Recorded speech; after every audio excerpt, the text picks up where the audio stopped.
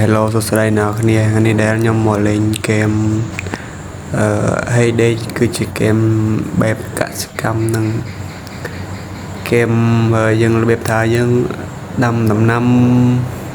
ចាំជ្រូកចាំមួនចាំគោហ្នឹងហើយគឺថាខ្ញុំ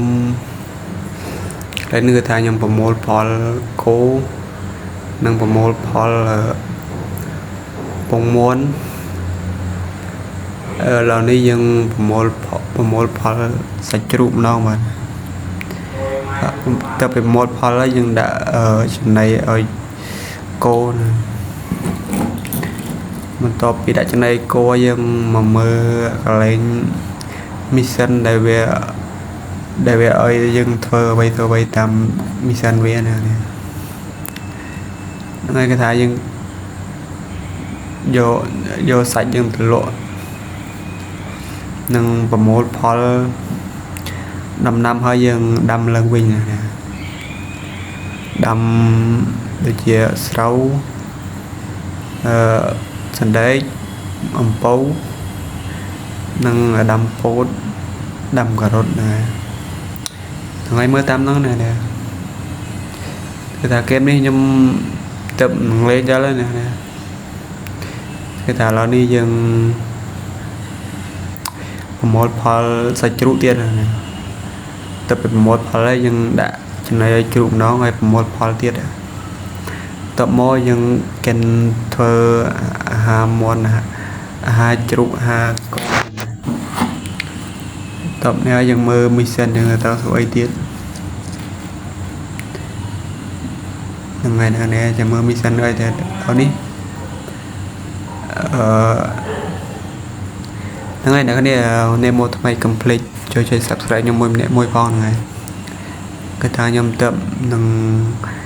ចូលស្លេកលើកទី1នេះវារឹងបើមានសលេងរឹងខុសឆ្គងសូមអធិស្ឋានខ្ញុំផងនេះឥឡូវនេះយើងបំពេញ mission វាដើម្បីឡើងបាន level ឥឡូវនេះគឺថា mission យើងឥឡូវនេះធ្វើនំប៉័ងគឺខ្ញុំបញ្ចូលសលេងទាំងល្អអួលបើមានពាក្យសម្ដី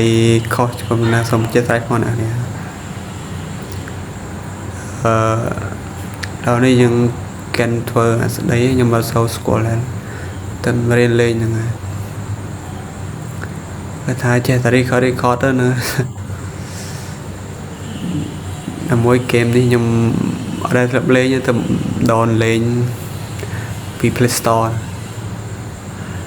ឥឡូវនេះយើងយក mission training ដែលវាដាក់ឲ្យហ្នឹងtraining កូនមន់ដើរទៅហ្នឹងឥឡូវនេះយើងយកកា410ហើយនឹងយកចោលទុកអាប់ចន្រុកយើងឲ្យជ្រុកយើងต้องដាក់របស់របរហ្នឹងហើយឥឡូវនេះយើងតែជ្រក់ស្រូវហើយយើងដាំវិញណាពូនេះក៏ទិញឈីអត់មានឈីដែរនេះឥឡូវនេះយើងធ្វើកាត់ដើមឈើពីដើមពូនេះអត់ទិញឈីអត់មានទេគេថាឲ្យកាត់ទៅវិញដែរហ្នឹងហើយគេថាកន្លែងនេះខ្ញុំទិញម៉ាស៊ីនដូចគេដែលខ្ញុំមើលស្គាល់ដែរចាំមើលពេញចាំបើឲ្យអ្នកគ្នាមើលអ្នកគ្នាហ្នឹងហើយវីដេអូខ្ញុំមានតែប៉ុណ្្នឹងណាគ្នាកុំភ្លេចជួយ subscribe និង like ខ្ញុំអ្នកមួយពីរផងមកគ្នាខ្ញុំអត់ចូលចេះនិយាយទេណាលើរៀននិយាយលើកទី1ហ្នឹងហើយអូខេបាយអ្នកគ្នា